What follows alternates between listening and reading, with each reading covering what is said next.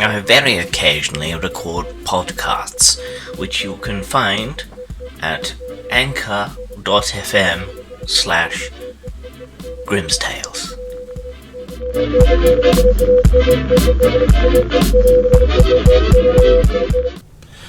Hello lovelies, today we're taking a look at and a review of the G.I. Joe role-playing game core rulebook.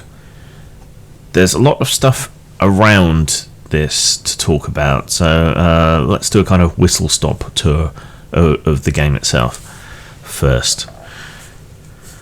It's a nicely produced item, full colour, glossy, properly coated pages. Let's see, in the region of 350 pages, so kind of your typical setup for a core book for an RPG these days in the mainstream. What's interesting to me, as a sort of preview of some of the stuff we're going to talk about,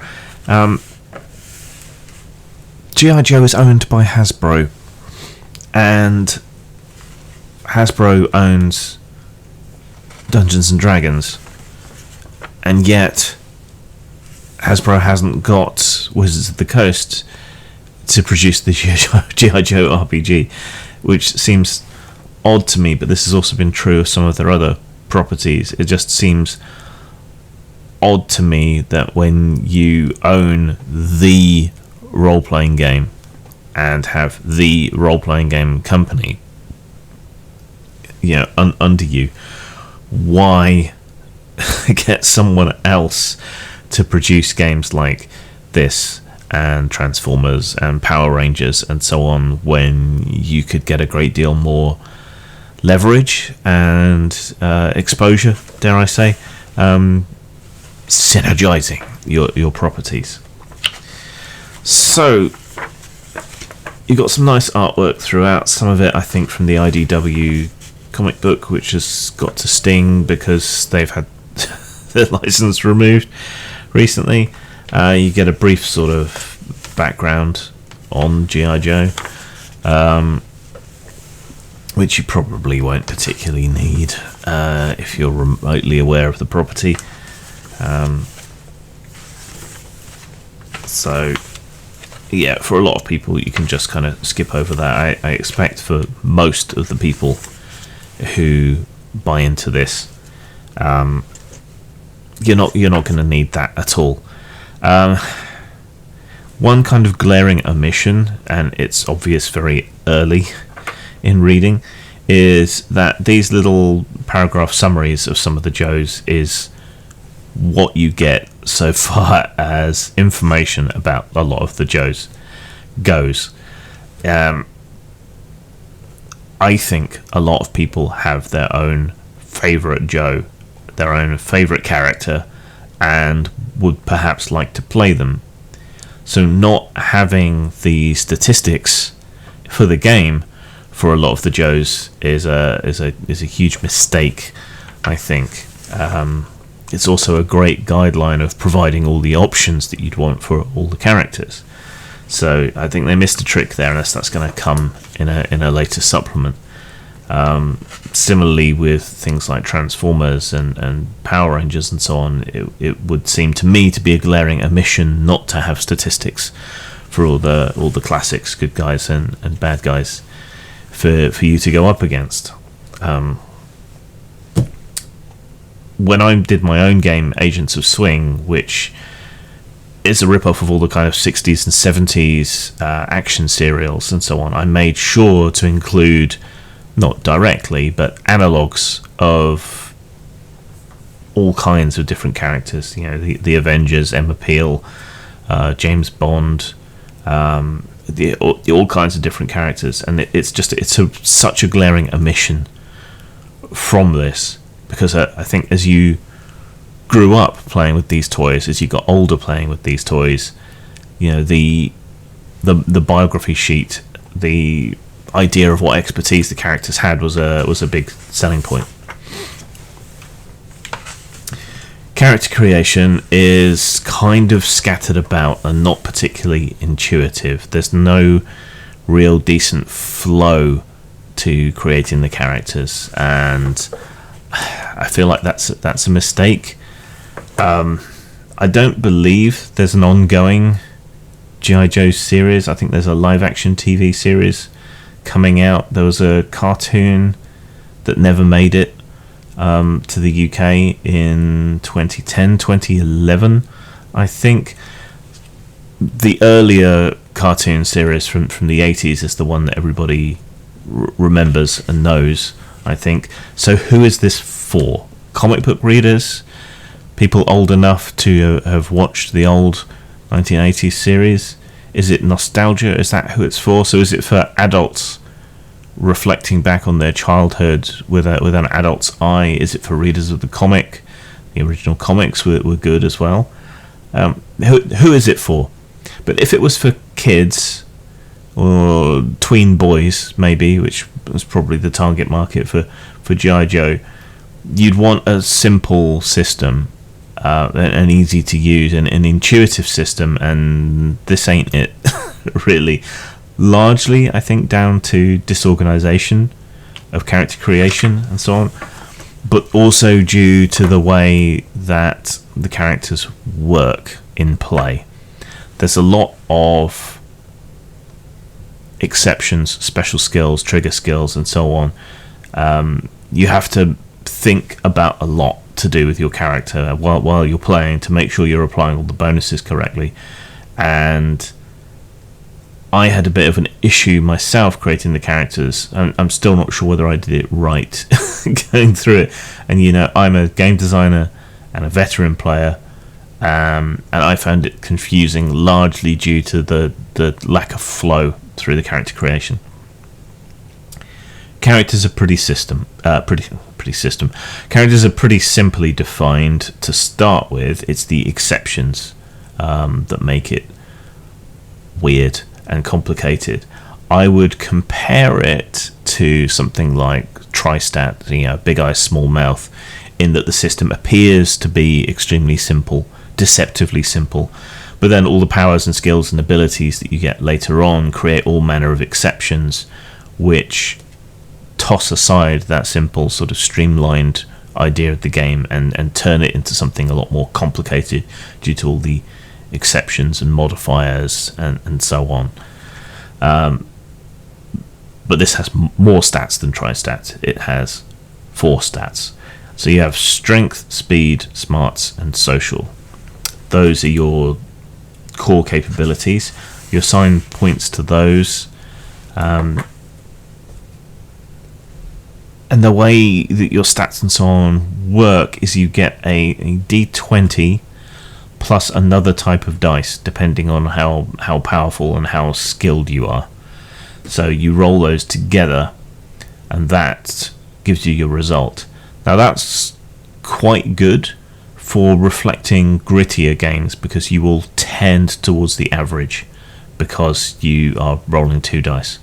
They combine the number table, if you write out all the results, is basically a triangular peak. So you don't get a flat line, which you'd normally get from a D20. You get a peak. So your results are going to cluster around that peak. Do you want that for G.I. Joe, which is an heroic, over-the-top sort of setting and game? I'm not so convinced. I think a flat D20 or a flat dice of any kind would give you that random variation of results that can lead to heroic successes and heroic failures a great deal. But the choice they've made to use a combination of dice makes it feel grittier, because you tend to cluster around that average. For example, you might roll a D20 and a D6. So you take the average of the two, add them together. That's where your results are going to cluster. So 10.5 and 3.5, 14. That's roughly where you're going to land most of the time. So it can make your heroes reliably competent at certain things, but you do lose that truly random, really good, really bad happening quite often. We have Tiers of Play, which is an artifact from D&D like games. I don't know, again, whether you'd really want to play this game as a new character starting out and working their way up the ladder, because the organisation, G.I. Joe, is supposedly set up to recruit the best of the best from different branches of the military. And so starting at low level with relatively low competence, that you can make a fairly competent character at first level, doesn't feel about right. Now, to play a Joe from the series, from the toys, from the comics, you're going to be looking at a level 11 to 16, or higher, level 17 to 20 sort of characters. But most of the iconic Joe characters are around level 11 to level 16, with the leaders or the truly iconic characters being level 17 to 20. So you may want to just create characters at, say, level 13, 14, and not have experience points pile on, and just play at that level, if you wanted to replicate the feel of the cartoon or the comic books. But yeah, there you go. Your character's base stats are further modified by influences, hang-ups, background bonds. You have random tables for this sort of thing if you're looking for inspiration. So these various background choices are like templates that you apply over your statistic choices, which then give you start to build up some of these exceptions and modifiers and so on. Some stuff just modifies your statistics. Other stuff comes up in various other levels, but you can see the kind of thing that we're talking about here. It's kind of your background theme for your character. You know, did you grow up training in martial arts? Are you... It's like a really, really broad sort of class, I guess, kind of. Now, in some of this, the Americano-centric nature of G.I. Joe starts to really come out. And you like small town roots. The American small town is a very particular thing. It wouldn't necessarily translate if you were trying to play someone from a European village or whatever else. Origins, I think these really should have been the other way around, but hey ho. So origin is basically your branch of military, where you got your training. This has further modifiers to your essences, which is your core statistics. You get particular skills and so on related to what branch you were in. So that's fairly broad. It could do with a bit of expansion. Same as the earlier options.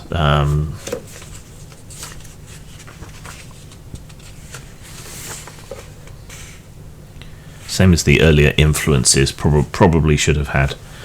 You do get an option for non-military background, which is nice, because obviously G.I. Joe isn't above recruiting brilliant scientists and so on either. I mean, a lot of this could equally be used to generate Cobra characters, and I do hope they produce a supplement that will let you make Cobra characters at some point.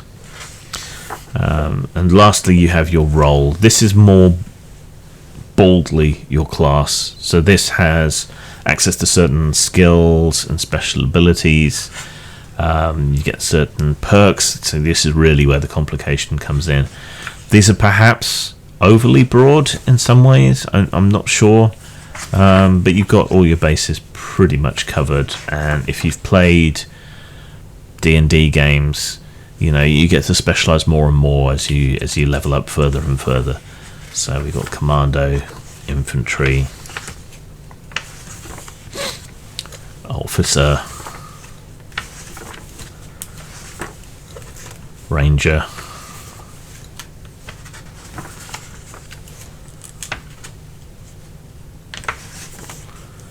renegade,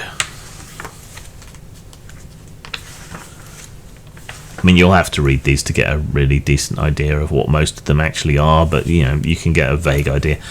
Technician, Vanguard. Yeah, so they're fairly broad, but there's plenty of room for expansion there, and coming up with more. So yeah, it's not so bad.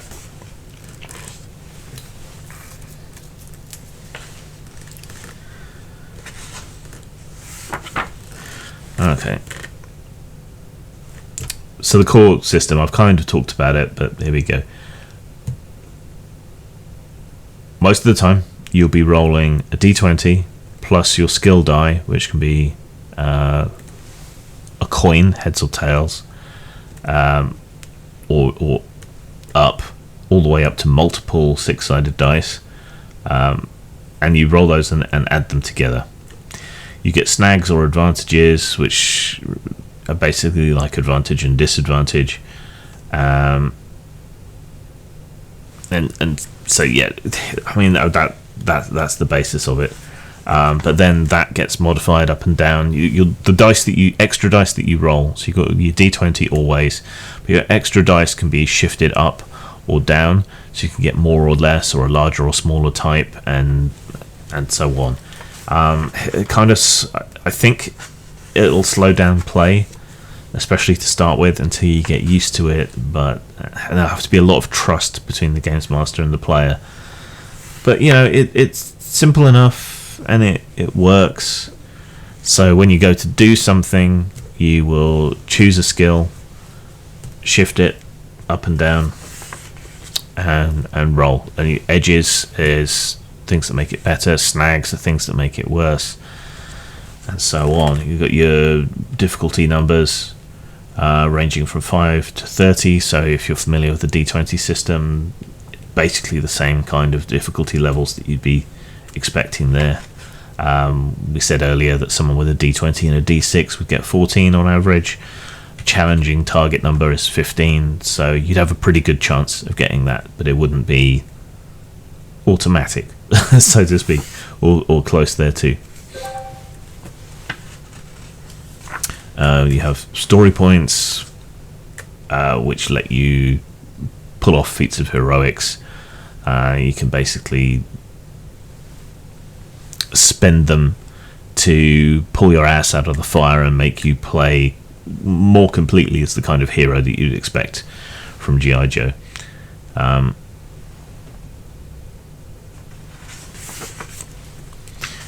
Combat is fairly clean, fairly quick. They made some choices when it comes to combat that I'm not necessarily completely on board with. Like, okay, so weapons have a set amount of damage. So take a standard pistol, for example. It does 1 sharp damage, and that's a set limit of damage. Now, if you roll against someone and you roll a multiple of their defense when you're attacking them, or if you get a critical, you may apply that again. It's not going to happen very often, but it means that doing multiple points of damage is pretty rare. This is handled by making most mooks, bad guys, they have a low amount of health, so they can be knocked out pretty easily, and Joes have multiple health, usually at least 2, and then up from there, which means they can take quite a lot of hits. This doesn't necessarily make sense, but it is good for cutting through swathes of low-level bad guys. But it starts to make things difficult when you should be able to one-shot someone and you can't, or where your Joe exposes themselves to a lot of damage but knows they can just shrug it off. It distorts the game, and multiple points of damage is far too rare an event to happen normally. Now, some weapons do more but that just creates an even bigger impetus upon people not to become really skilled, but just to choose whatever weapon and to customize their weapon to do more damage. I don't know, I'd have to play it out more than I have in just sort of running a few scenarios, combat scenarios, to get a feel for the game. But my instinct is that that's going to be unsatisfying in play. Equipment is very generic as well. Are the kinds of older guys and girls who are into G.I. Joe going to be the kind of gearheads who would want weapons to have a different feel in the game and not just a generic rifle or pistol? Probably, but it would bog it down even more if you went into those kind of statistics. And we are talking about something that is largely, I think, based on the cartoon and the comic. You have your vehicles here. The vehicle rules are a little bit lackluster, but that's almost always the way in a lot of games. But you've got your basics here. Clearly they're going to come out with some sort of catalogue or something with all the additional vehicles and devices and so on that have been in G.I. Joe over the years. But you've got all your basics here. We've got more information on combat here, rather than in the more sort of general sense of it being the skills most of the time. Obviously, with a military-based campaign, fighting is going to be the thing a lot of the time. Some weapons do damage to essence. That's your statistics. So, similar to poison effects in older versions of D&D that would affect your statistics. You get the idea. We've got most of our options covered there.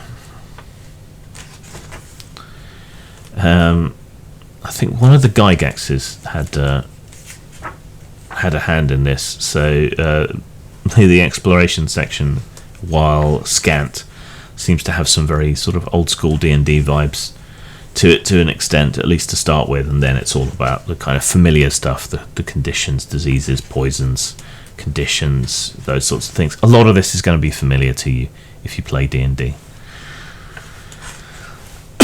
We get some more background information here about the different bases and so on, and some more sort of generic descriptions of different biomes that you might be fighting in and so forth.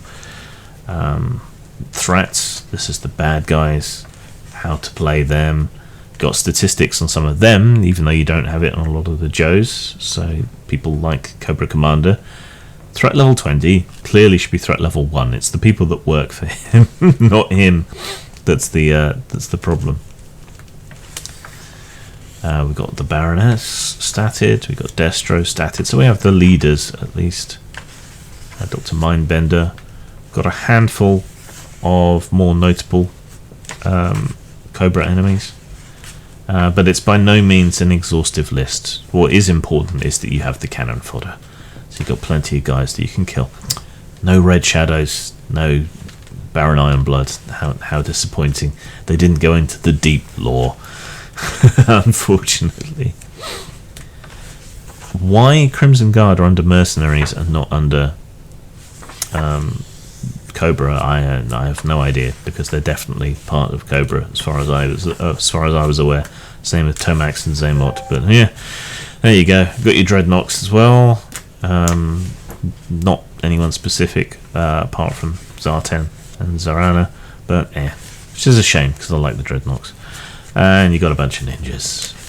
Yeah, you always need ninjas. Then you got some enemy vehicles, probably not enough of them. I don't remember seeing any generic normal vehicles, which is a shame. That would probably come up as well. But tips on running a mission.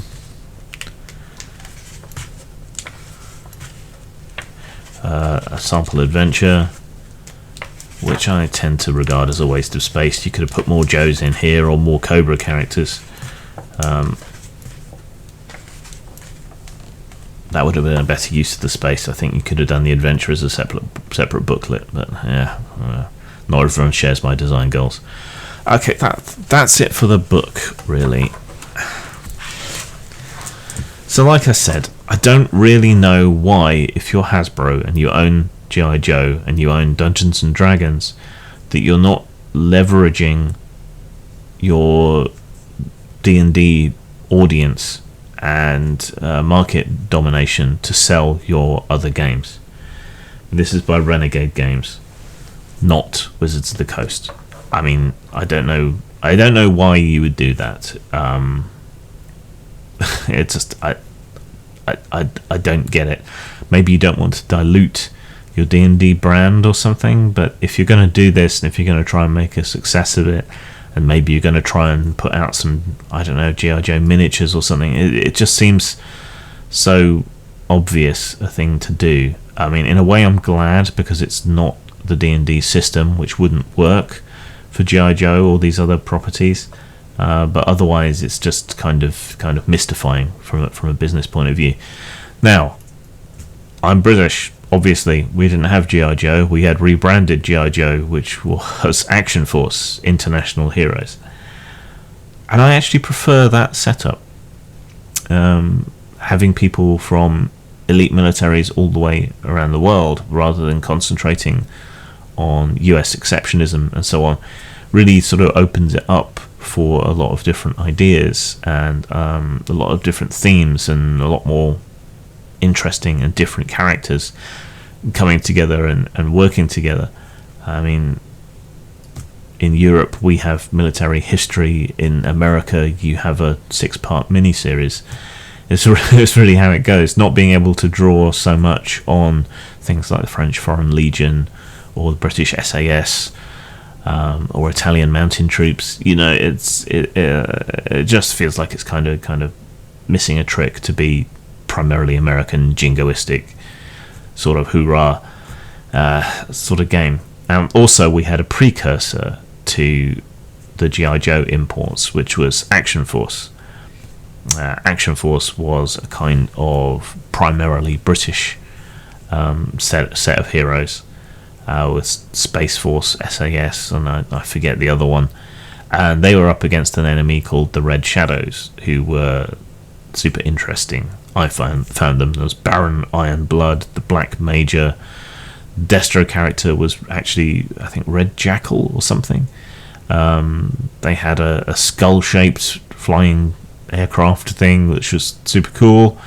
The enemies had robots and mutants, I think called mutons, maybe. Anyway, that was really interesting. I'd love to see some conversions of that. But yeah, I like that premise better.